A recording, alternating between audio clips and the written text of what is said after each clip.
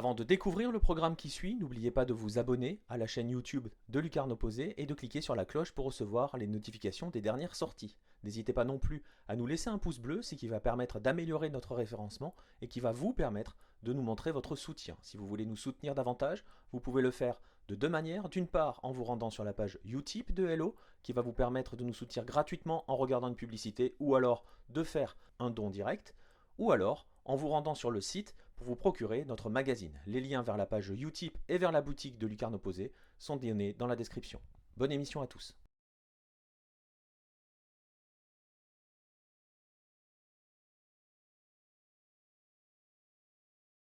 S'il est une région du monde où la notion de 12e homme a un sens, c'est bien l'Amérique du Sud. Le 5 juin 1991, Colo-Colo entre dans l'histoire en décrochant la première et unique Copa Libertadores d'un club chilien. Mais ce jour-là, très vite, une fois les célébrations passées, une question va se poser et va tourner autour d'un mystérieux personnage, un 12e homme qui a pénétré sur le terrain. Bienvenue dans le 12e épisode de Temps additionnel.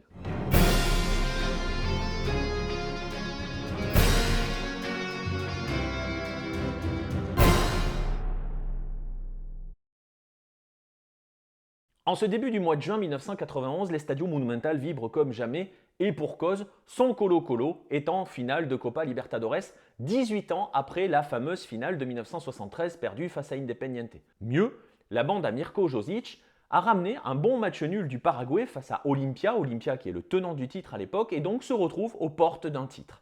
Le parcours de cette bande-là en 1991 est émaillé d'histoires toutes plus folles les unes que les autres. Je pense notamment à cette énorme bagarre lors de l'affrontement face à Boca Juniors, le Boca d'Oscar Tabarez et entre autres Gabriel Batistuta. Une bagarre monumentale, justement, sans jeu de mots, qui est entrée dans l'histoire du football sud-américain. Mais plutôt que de revenir sur le parcours de Colo-Colo 1991, si vous voulez en savoir plus d'ailleurs, je vous invite à vous procurer le 4e numéro de Lucarne Opposée Magazine dans lequel je vous raconte cette histoire. Nous allons nous intéresser à cette finale retour du 5 juin 1991. Ce jour-là, ils sont plus de 66 000 à se presser dans l'Estadio Monumental pour assister à ce moment d'histoire et l'ambiance monte évidemment avant l'entrée sur la pelouse des joueurs du Colo-Colo. L'image montre alors au centre de l'écran un garçon qui court, qui traverse l'écran, un garçon vêtu de jaune et de bleu avec une cape formée par un drapeau du Chili. Les joueurs du Cacique entrent sur le terrain, récibimiento exceptionnel, l'ambiance monte encore d'un cran, personne n'a prêté véritablement attention à ce garçon qui courait sur le terrain. Mais ce garçon, il va surgir au moment de la photo des deux équipes. Lorsque les joueurs de Colo-Colo posent pour cette photo qui va finalement entrer dans l'histoire, le garçon pénètre et pose avec les joueurs. Il rentre ainsi à la postérité puisque 90 minutes plus tard, Colo-Colo décroche la Libertadores. C'est alors que les mythes et les légendes vont commencer à entourer ce mystérieux 12e homme que l'on surnomme alors El Hincha Fantasma, le supporter fantôme. On pense notamment à l'anecdote sur Gabriel González, défenseur d'Olimpia, avec qui est entré le garçon, qui a tenté d'intercepter justement ce garçon. Et Gabriel González, quelques instants plus tard, sera le seul joueur à recevoir un carton rouge lors de cette finale, mystique sud-américaine quand tu nous tiens. Une fois les joies et les célébrations passées, va donc démarrer une grande enquête qui est ce fameux Hincha fantôme, qui est cet Hincha fantasma.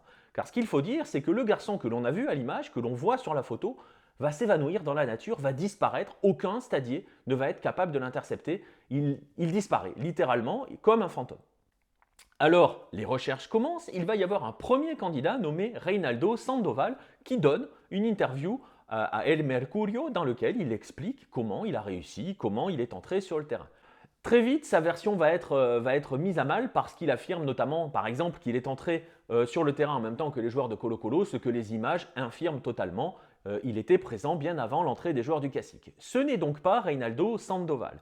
Va surgir un autre nom, un joueur des équipes de jeunes du club, José Luis Villanueva, qui deviendra d'ailleurs professionnel plus tard et qui était souvent l'une des mascottes de l'équipe. Mais non, ce n'est pas lui non plus. Alors, on cherche encore qui est cet Hincha Fantasma. Le mystère va perdurer pendant plus d'une décennie à la recherche de ce garçon. Plus d'une décennie plus tard, en effet, il va enfin être retrouvé. Il va être retrouvé grâce au travail d'enquête de Luis Miranda Valderrama, un journaliste qui passe d'abord, notamment, par les sites de supporters du Colo-Colo, les sites web de supporters des Colo-Colo, arpente les forums à la recherche de la moindre information. C'est alors qu'un surnom surgit, El Monito. Et ces recherches vont le mener vers le quartier de Nunoa, dans lequel se trouve effectivement un garçon surnommé El Monito, membre de la famille Recabarren. On tient enfin l'identité de notre Incha Fantasma, il s'appelle Luis Mauricio Recabarren. Comme son père, le seul objectif de Luis Mauricio, quand il va dans un stade, est de pénétrer sur le terrain pour poser avec les joueurs. Dans la famille, on a par exemple des photos de son père aux côtés de Pelé. Et Luis Mauricio a aussi sa collection de photos. On le voit notamment avec d'autres équipes, la plupart des équipes du championnat, on va le voir avec des photos avec des joueurs de la U, avec de la Católica. Et donc, c'est lui, ce 5 juin 1991, qui a réussi à se faufiler à travers les grilles pour entrer sur le terrain et entrer dans l'histoire avec cette fameuse photo. Malheureusement pour lui, la vie de Luis Mauricio n'aura pas de lendemain heureux. Son apparition du 5 juin est l'une de ses dernières sur un terrain. On va le revoir par exemple notamment lors de la Copa América qui va suivre au Chili. Avant un Argentine-Chili, il va poser avec les joueurs, mais ce jour-là, il est intercepté à la sortie par la police, est arrêté et va être alors ensuite interdit de stade. Pire, la vie du Monito va vite basculer dans la délinquance et dans la drogue et il va jusqu'à son décès. Le 30 juillet 1999, Luis Mauricio Recabarren décède des suites d'une leucémie alors qu'il est à l'hôpital du centre de détention préventive de Santiago, purgeant une peine pour vol avec intimidation, vol au cours duquel il a été gravement blessé puisqu'il a reçu une balle dans la tête. Il avait 23 ans ce jour-là et de lui ne reste alors plus qu'une image, cette photo, entrée dans l'histoire, celle du 5 juin 1991, ce jour où il est devenu immortel.